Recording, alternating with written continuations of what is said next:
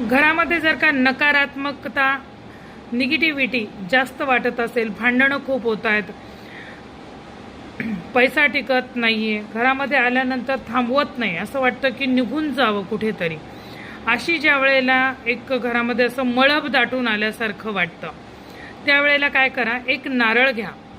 त्या नारळाला काळं काहीतरी लावा. चूल असेल तुमच्याकडे तर चुलीचं काळं लावा, नसेल तर काजळ लावा, नसेल तर बुक्का लावा, त्या नारळाला काळं लावा आणि तो नारळ सगळ्या घरामध्ये, त्याच्यावरती कापूर पण ठेवू शकता तुम्ही, तो कापूर पेटवायचा आणि त्या सगळ्या घरामध्ये प्रत्येक रूममध्ये तो घेऊन नारळ फिरायचा आणि दरवाजावरनं 7 वेळा उतरवायचा आणि मग तो नारळ नेऊन एखाद्या पाण्यामध्ये विसर्जित करून टाकायचा. हा उपाय तुम्ही शनिवार किंवा मंगळवार अमावास्या पौर्णिमेला